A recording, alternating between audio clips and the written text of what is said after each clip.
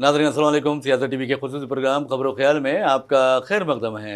मैं मोहम्मद रियाज अहमद और मेरे साथी सैयद सज्जादुल हसनैन हमेशा की तरह आपके सामने अहम खबरें लिए हाजिर हुए हैं। नाज़रीन, जैसा कि आप जानते हैं कि हम जो खबरें आपके सामने पेश करते हैं वो कल के अखबार की सुर्खियाँ बनती हैं। न सिर्फ सुर्खियाँ बनती हैं बल्कि उन खबरों को इलेक्ट्रॉनिक मीडिया गैर मामूली अंदाज में नश्र करता है।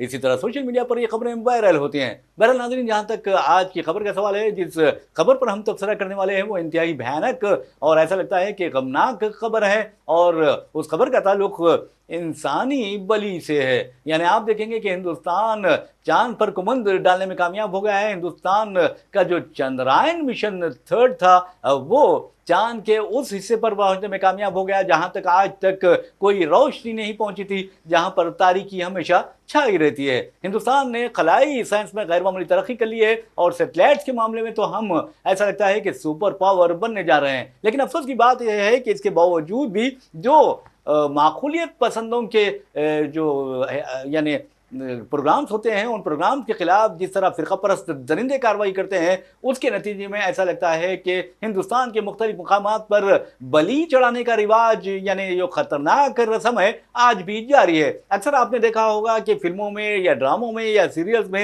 इंसानी बलि चढ़ाने के वाकयात को इंतहाई दर्दनाक अंदाज में पेश किया जाता है। लेकिन आपको बता दूं कि उत्तर प्रदेश में बीजेपी की हुकूमत है और चीफ मिनिस्टर के ओहदे पर फायज हैं आपने देखा कि योगी आदित्यनाथ। तो योगी आदित्यनाथ बातें बड़ी बड़ी करते हैं, मुसलमानों के खिलाफ बकवास करने में उन्हें शर्म नहीं आती है, और आप देखेंगे कि अजीब व गरीब बातें करते हुए मजहबी जज्बात का इस्तेसाल करने में उनका कोई सानी नहीं। अब आप उन्हें ये कहा जा रहा है कि मोदी के वो जानशीन होंगे, मोदी जब हट जाएंगे तो फिर वो आगे आएंगे। इसके बाद इनका मुकाबला होगा हिमंता बिस्वा शर्मा से। वो भी मुसलमानों के खिलाफ बकवास करते हैं, हिंदुस्तानी गंगा जमनी तहजीब के खिलाफ बकवास करते हैं। तो बहरहाल हम उत्तर प्रदेश की बात कर रहे हैं। वहां के एक स्कूल के इंतजामिया ने 11 साल लड़के की बलि दे दी। और बलि क्यों दिया आपको बता दूं कि उनका ये मानना था कि अगर हम किसी तालिब इल्म की बलि देते हैं तो फिर हमारा स्कूल कामयाब होगा, वहां की स्ट्रेंथ बढ़ेगी। और इस सिलसिले में आपको बता दूं कि किस कदर ये लोग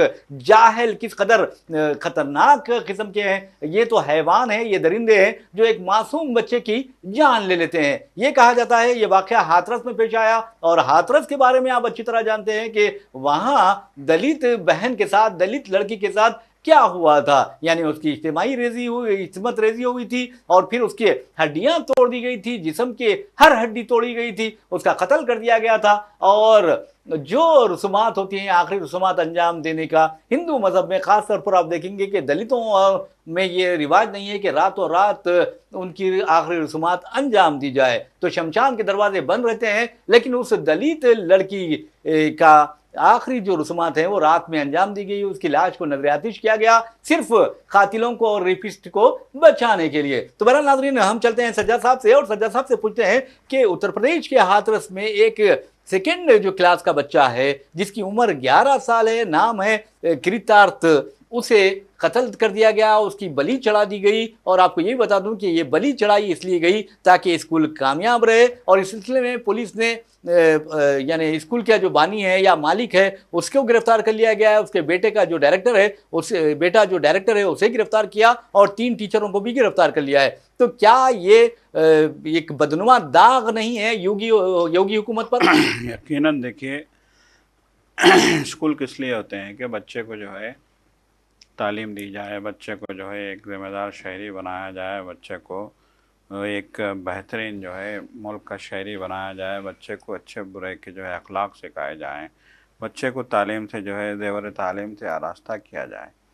लेकिन स्कूल ही में इंतहाई तोहम परस्ती का जो है ये बिल्कुल ख़तरनाक खेल अगर खेला जाता है जी जी। तो रोंगटे खड़े कर देने वाली बात है कि देखिए किस कदर जो है हालात वहाँ के ख़राब हैं यूपी के।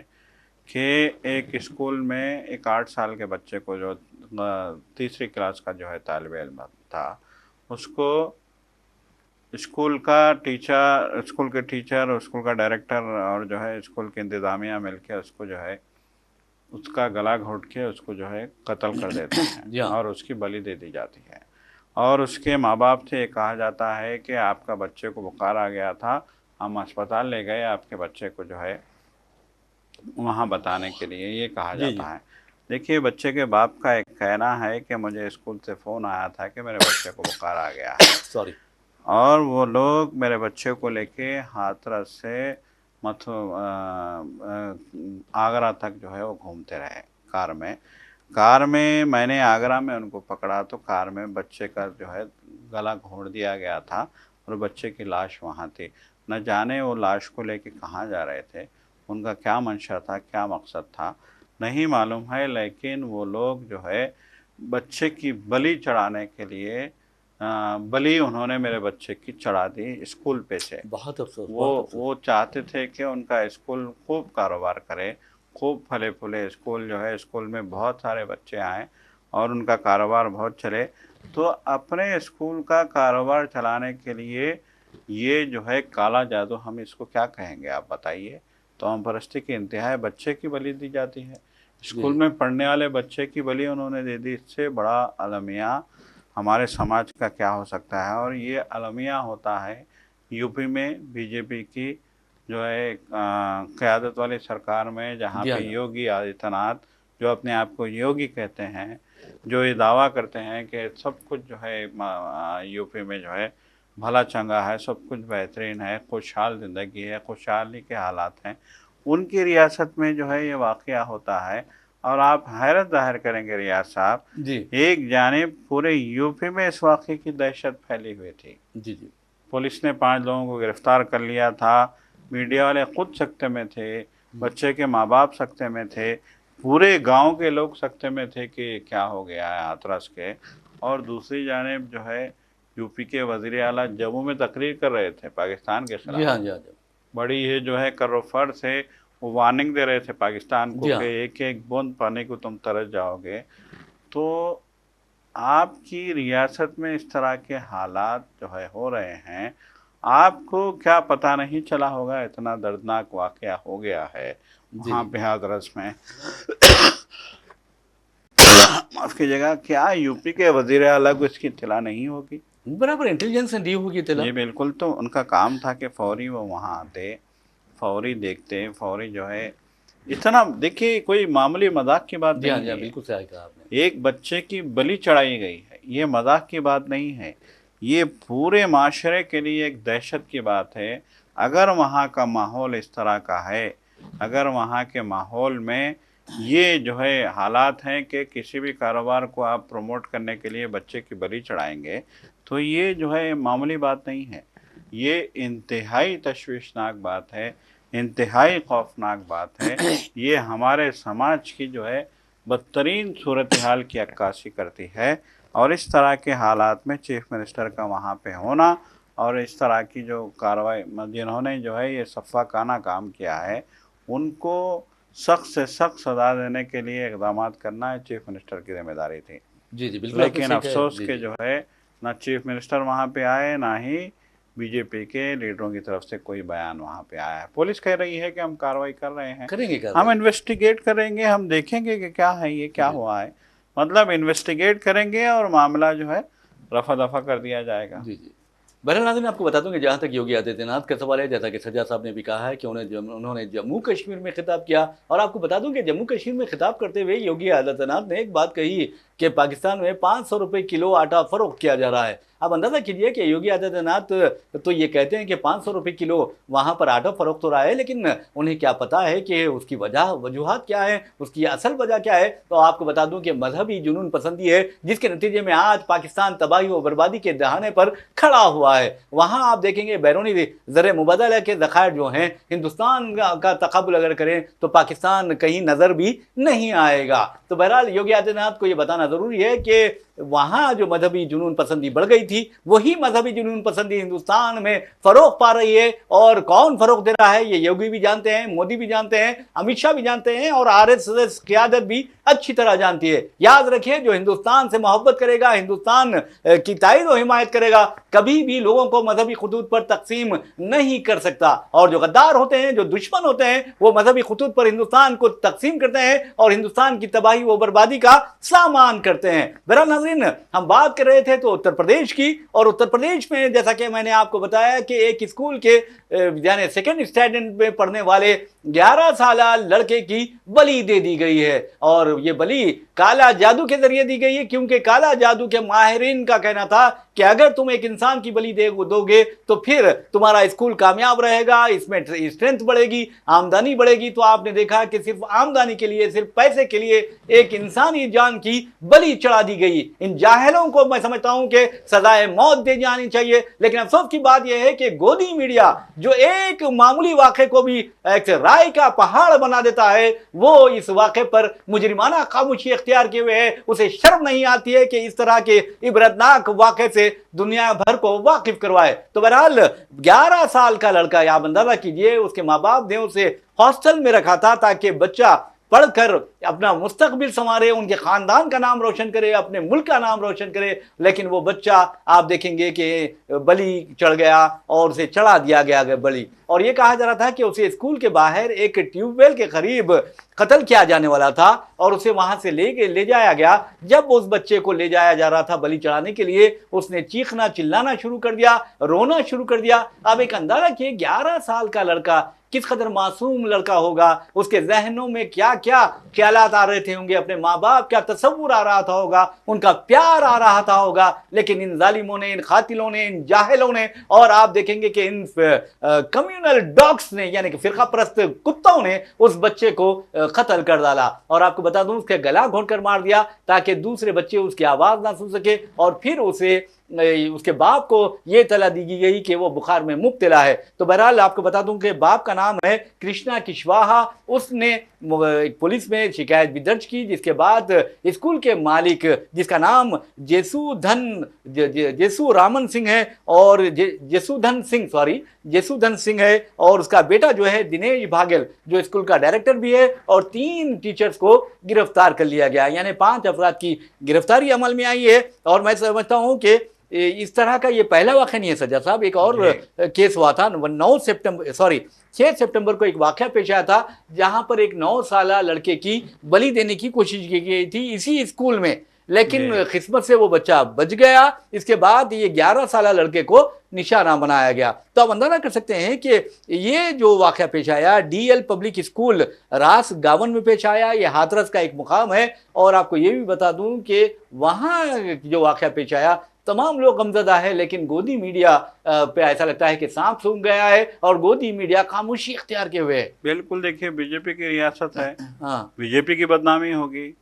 गोदी मीडिया को फिक्र ये लगी रहती है कि बीजेपी की, मोदी की, अमित शाह की और उनके हवारियों की कोई बदनामी ना, यानी रेप हो जाए, कुछ तो हो जाए, कुछ भी हो जाए, कुछ हो जाए, इंसानियत जो है सशक्ति रहे, हालात तबाह हो जाएं, लोग भूखे मर जाएं। जी जी, उनको इस बात की फिक्र नहीं होती। जी जी, उनको तो बस यही फिक्र रहती है कि किस तरह से मोदी को जो है विश्वगुरु बनाया जाए, किस तरह से उनके जो है बीजेपी की सरकार को दुनिया की सबसे बेहतरीन सरकार बनाया जाए, जी जी, किस तरह से जो है हिंदुस्तान को दुनिया का सबसे खुशहाल मुल्क बनाया जाए, किस तरह से ये दिखाया जाए कि हिंदुस्तान का वीज़ा लेने के लिए अमेरिका में लोग लाइन लगा के खड़े होते हैं। जी जी, बस यही जो है उनका जो है मंशा होता है। छोड़ दिखाओ, छोड़ छोड़ पे छोड़, छोड़ पे छोड़, छोड़ पे छोड़ बोला जा रहा है। बहुत अफसोस की बात है, आज हिंदुस्तान बदतरीन महंगाई से दो चार है। आप पाकिस्तान की महंगाई की बात करते हैं, आप हिंदुस्तान की महंगाई की बात क्यों नहीं करते? अगर आप देखेंगे, जैसे तकाबुल करेंगे तो हमारा जो करेंसी की वैल्यू है, पाकिस्तान में जो आटा 500 रुपये किलो बिक रहा है, अगर हमारी करेंसी वैल्यू देखेंगे तो वो भी बराबर हो जाएगा, बराबर हो जाएगा। यकीनन देखिए किस तरह के हालात हैं। अचानक हमारी तरफ ये खबरें आ रही हैं कि जो खुर्दनी तेल है उसकी कीमत अचानक बढ़ा दी गई। जी हाँ, अचानक उसकी कीमत 30 रुपये, 1 लीटर पे 30 रुपये की कीमत बढ़ा दी गई अचानक। और फिर जो है ये खबरें भी आ रही हैं कि अचानक प्याज की कीमत 60 रुपये हो गई है, टमाटर की कीमत 60 रुपये किलो हो गई है, और भी सब्जियां आसमान से बातें कर रही हैं। चलिए ठीक है, आप जो है मौसम को दोष देते हैं सब्जियों के लिए, मगर अनाज की कीमतें जो बढ़ रही हैं उसके लिए आप किसको दोष देंगे? जी जी, सबसे बड़ा सवाल तो यही है कि किसको आप दोष देंगे कि आटे की कीमत आसमान से बातें कर रही हैं, दालों की कीमतें आसमान से बातें कर रही हैं। ये जो है, ये जो दालें हैं, आटा है, चावल है, ये अशियाए ज़रूरिया है, तेल है, ये अशियाए ज़रूरिया हैं रोज़मर्रा की जी जो हाँ, जी है, हाँ, बहुत सही एक जवाब आदमी की 2 वक़्त की रोटी का सहारा है ये चीज़ें। अगर इनकी कीमतें आसमान को छूने लगें, तो फिर इंसान, फिर यहाँ के लोग किससे जो है किससे शिकायत करें, किसको जो है दुहाई दें।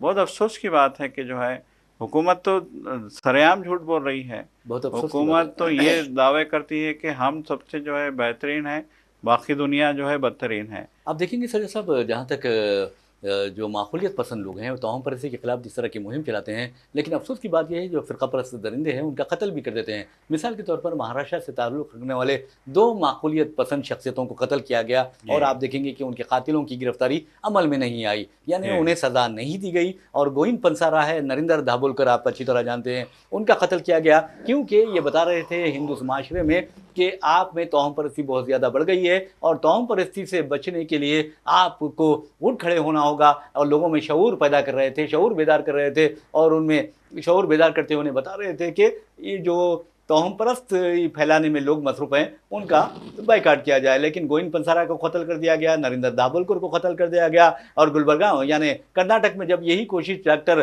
कुलबर्गी ने की थी, उन्हें की ज़िंदगी का चिराग भी गुल कर दिया गया। और फिर गौरी लंकेश ने इसके खिलाफ आवाज़ उठाई तो फिर उनको भी कत्ल कर दिया गया। लेकिन अफसोस की बात यह है कि आप देखेंगे कि कांग्रेस के दौरे हुकूमत में भी, यानी जो महाविकास अघाड़ी जी, था, उस दौर में भी गोविंद पंसारा और नरिंदर दाभोलकर के जो कातिल हैं उन्हें करार वाक़ई सज़ा नहीं दी गई, ना उन्हें गिरफ्तार किया गया। तो अब इधर चलें, कर्नाटक में कांग्रेस की हुकूमत है, गौरी लंकेश का कत्ल हुआ है, इंतहाई बेदर्दाना अंदाज में उस खातून को कत्ल किया गया और कांग्रेस हुकूमत आज तक, कांग्रेस की हुकूमत है, चलिए बीजेपी की जी, हुकूमत होती तो आप कहते कि ये फ़िरका परस्ती है, लेकिन कांग्रेस की हुकूमत है, कांग्रेस की हुकूमत उसके जो कातिल हैं उन्हें करार वाक़ई सज़ा दे सकती थी, लेकिन वहाँ खामोशी छाई हुई है। और फिर डॉक्टर कुलबर्गी के कातिलों को सज़ा दी जा सकती थी, लेकिन आज तक भी उस पर भी खामोशी अख्तियार की गई है। ये देखने वाली बात है, सोचने वाली बात है। तो बहरहाल नाज़रीन, आपको बता दूं कि जहाँ तक इस तरह की खबरों का सवाल है, बहुत ही